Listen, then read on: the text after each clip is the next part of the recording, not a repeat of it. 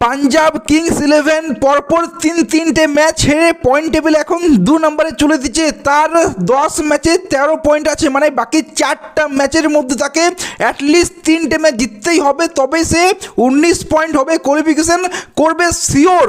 আর যদি দুটো ম্যাচ হেরে যায়, কেবল দুটো ম্যাচে জিতে, তাহলে 17 পয়েন্ট, মানে কেকেআরের যদি বাকি 5টা ম্যাচ জিতে যায় কেকেআর, তাহলে কেকেআরেরও হবে 17 পয়েন্ট। সো কেকেআর এবং পাঞ্জাব কিংস 11 দুজনের 17 পয়েন্ট। তখন চলে আসছে ব্যাপারটা পুরোটাই নেট রান রেটের উপর, কে কোয়ালিফিকেশন করবে। যাই হোক, পাঞ্জাব কিংস হেরেছে, আমি তো অ্যাটলিস্ট খুবই খুশি পাই, মানে মন থেকে তৃপ্তি পেয়েছি। আজকে পাঞ্জাব কিংস হেরেছে, পরপর 3টে ম্যাচ হারলো, আমি খুবই খুশি হয়েছি। মনে আছে পাঞ্জাব কিংস ভার্সেস কেকেআরের ম্যাচটা যখন হয়েছিল, বৃষ্টির কারণে ম্যাচটাতে 1 পয়েন্ট পেয়েছিল, তখন সেরেশ হাজারের বোন সেরেশটা আইয়ার সে কি বলেছিল, সে রিলস বানিয়ে বলেছিল পাঞ্জাব কা দিল বড়া হোতা হ্যায়, 1 পয়েন্ট এসে দিয়ে দিতে हम लोग, এরকম কিছু একটা বলেছিল। বাংলাতে বললে সেরেশ হাজারের বোন বলেছিল পাঞ্জাবের মনটা খুবই বিশাল বড়, তাই কেকেআরকে 1 পয়েন্ট দিয়ে দিলাম। যদিও তোমার পরে সেই রিলসটা সে ডিলিট করে, কিন্তু সেটা সে সময় সে ট্রোল করেছিল আমাদের কেকেআরকে।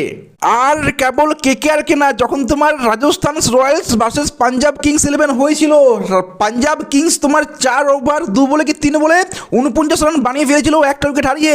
তখন সে বলেছিল 49 রান, সোশ্যাল মিডিয়াতে লিখে সেটা তোমার আরসিবিকে ট্রোল করেছিল।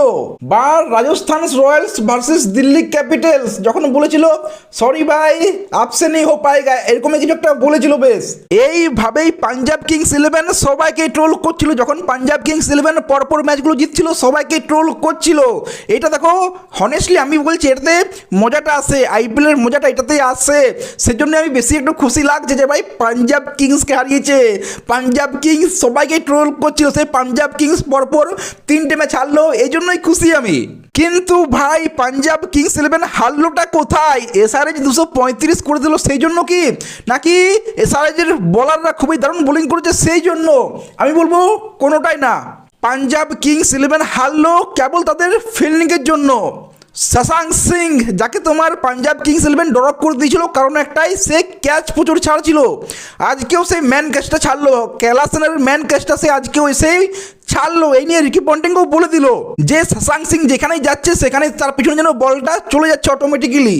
ইভেন তোমার Ishan Kishan 9 run, 18 run, 20 run catch ছাড়ছে, স্ট্যাম্পিং মিস হচ্ছে।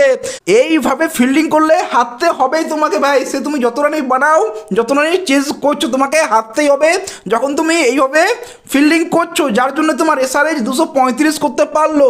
ক্লাসনকে বলো, অভিষেক শর্মাকে বলো, ঈশান কিষেনকে বলো, ট্রাভিস হেডকে বলো, রেড্ডিকে বলো, শেষে কেমনোটা, সেই জন্য তোমার এসআরএইচ 235 করতে পারলো। পাঞ্জাব কিংস 11 যখন ব্যাট করতে এলো, দেখো 235 রানটা কম না, কিন্তু বেশিও না। ওটাও পাঞ্জাব কিংস 11 টিমের মতো। ওই যে টিমটা আছে ভাই, ওপেনিংয়ে দেখো, যদিও সে চললো না। প্রথমে প্যাট কামিন্সের বলে যে ক্যাচটা নিল ভাই, কে ছিল, ঈশান মালিঙ্গা, মনে রাখবে, ও একজন বোলার, একজন ফাস্ট বোলার, সে একটা দারুণ ক্যাচ নিল। দেন তোমার রেড্ডি বল করলো, প্যাট কামিন্স দারুণ একটা ক্যাচ নিল, মানে দুটো ওপেনারকেই দারুণ ক্যাচেই আউট করলো দুজনেই। তোমার প্যাট কামিন্স, ঈশান মালিঙ্গা দুজনেই ফাস্ট বোলার, এটা মনে রাখবে কিন্তু। মানে আমি বলতে চাইছি এসআরএইচের ফাস্ট বোলাররা এত সুন্দর ক্যাচ নিচ্ছে, আর তোমাদের স্পেশাল ব্যাটসম্যান শশাঙ্ক সিং কি স্পেশাল উইকেট কিপার, তারা ক্যাচ ছাড়ছে, তো ভাই এটা তো হবেই, তাই না?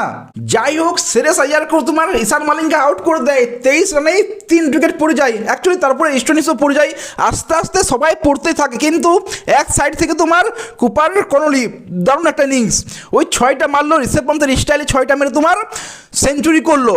কুপার কনলি একাই এক সাইড থেকে খেলছিল, অন্য পিচে খেলছিল, বাকিগুলো অন্য পিচে খেলছিল। কিন্তু একাই লড়লেই বা কি হবে, একাই কতটা তুমি ফাইট করবে যখন তোমার কাছে 235 রান টার্গেট আছে। কিন্তু as a batsman Cooper Connolly যেভাবে তোমার স্পেশালি স্পিনার খেলছে, আমি প্রথমে বলেছিলাম কুপার কনলি যেভাবে স্পিনার খেলছে, আমাকে তো ভাই অ্যাটলিস্ট দারুণ লাগছে। কুপার কনলি নিজের 100টা করে সবচেয়ে কম বয়সে বিদেশিদের মধ্যে সেঞ্চুরি করা প্রথম প্লেয়ার হয়ে গেল। এই কুপার কনলির জন্যই পাঞ্জাব কিংস 11 202 রান করতে পারলো এবং এসআরএইচ 303 রানে জিতলো। আর এসআরএইচ জিতেই পয়েন্ট টেবিলে চলে এলো র্যাঙ্ক 1-এ। সেই এসআরএইচ যে তোমার প্রথম 4টে ম্যাচের মধ্যে 3টে ম্যাচ হেরে গিয়েছিল, সে এখন পয়েন্ট টেবিলে 1-এ আছে ভাই। তো চলো, এই নিয়ে তোমরা কি বলবে কমেন্টে জানিও। ভিডিও ভালো লাগলে লাইক, শেয়ার, সাবস্ক্রাইব করে দিও। দেখা হচ্ছে পরে, সি ইউ।